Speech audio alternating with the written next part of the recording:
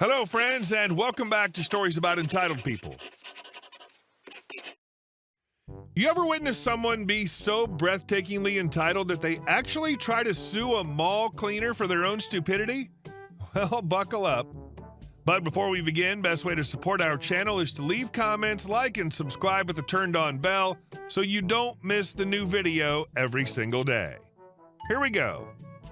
Man loses his own coat, blames me, tries to sue for pain and suffering. I work as a cleaner in a very large downtown mall in a very populated area. Last week, I was doing my job as usual when I noticed a table with 2 trays full of empty takeout wrappers from the food court. I was about to dispose of them when I noticed there were a few fries left and a coat hanging on the back of the bench. I immediately left it be and continued on with working. About an hour later, I realized the coat was still there, with the wrappers untouched. I cleared the table and gave the coat a quick look over. It was a very thin spring jacket from Walmart, had the George Band tag. There was no weight to the coat, indicating anything was in the pockets. We have policies in regards to stuff like this. If it's transient, we immediately throw it out. If it's something like paperwork with sensitive information, mail, something expensive, we bring it to the security office. If it's a wallet or purse, we have to stay with it while security comes to retrieve it. If it's something like jackets, gloves, hats, etc., we place it next to garbage cans closest to where we found it. The cans have a large counter area for this. If it's not collected by the end of the night, we throw it out.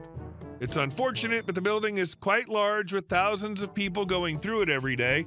If we were to put everything in the lost and found, we'd need a very large space to keep it all.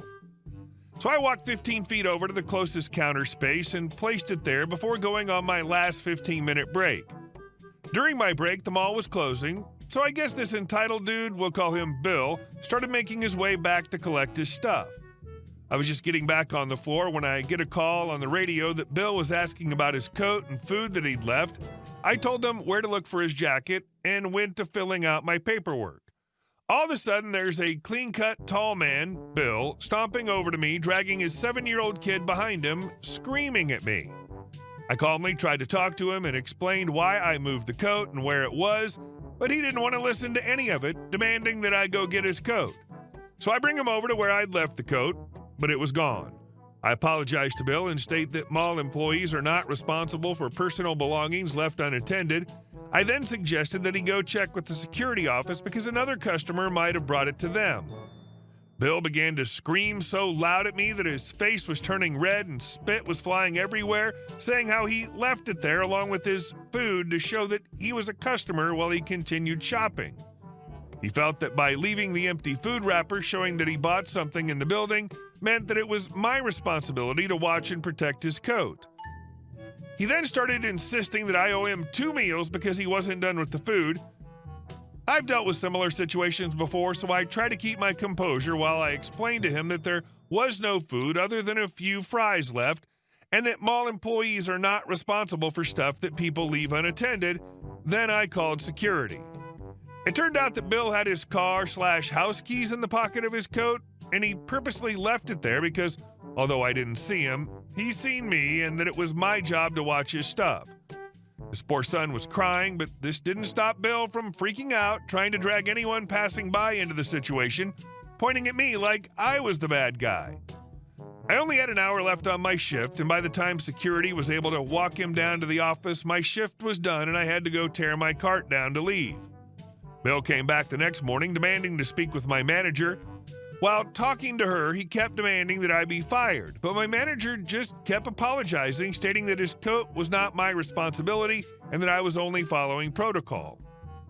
So yesterday, Bill apparently showed up to the mall again, this time walking around talking to any store employees he could find that would listen to his sob story about his wife's health, etc., to then start demanding for them to tell him my name and address, because he plans on suing me for his pain and suffering for having to walk home and the cost of the 2 meals, expensive jacket, and the key replacements.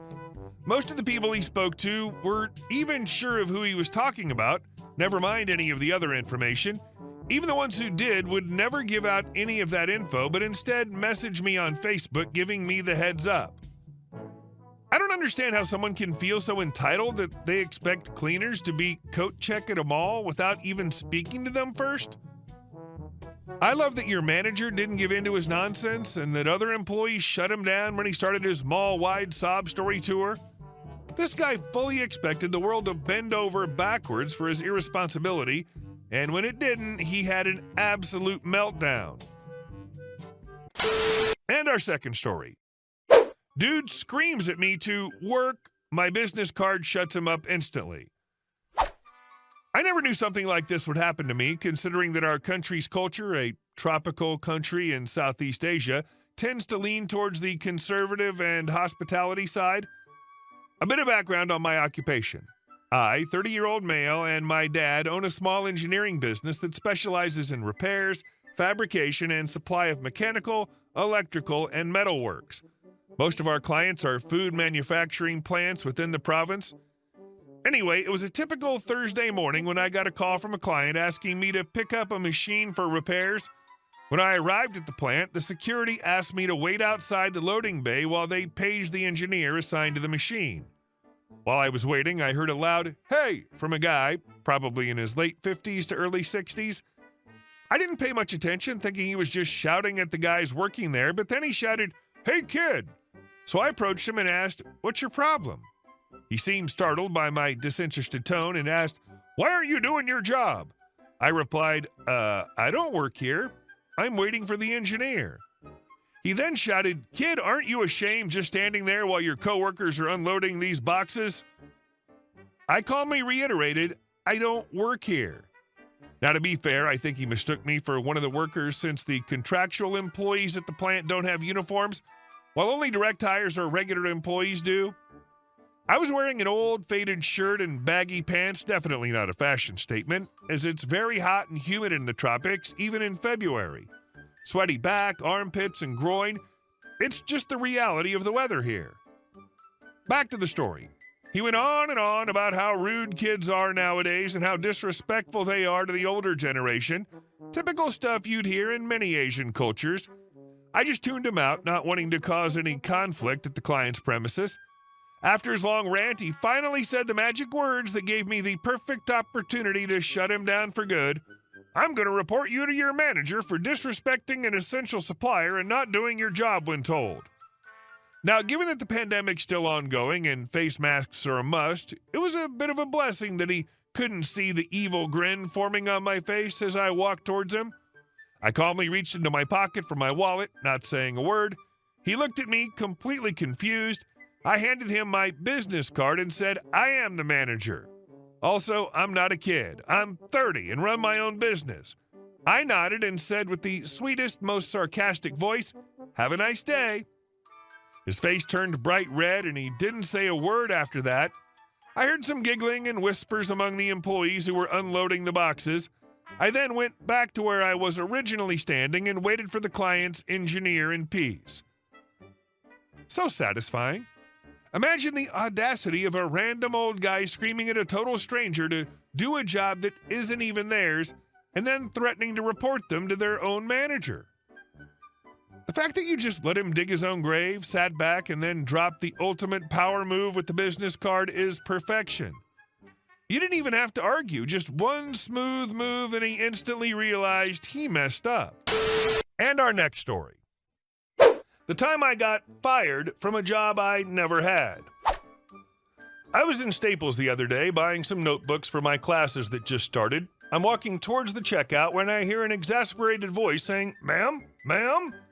I turn and see a little old lady, probably 70s if I had to guess, with a Ziploc bag of ink cartridges in her hand and her mask around her chin.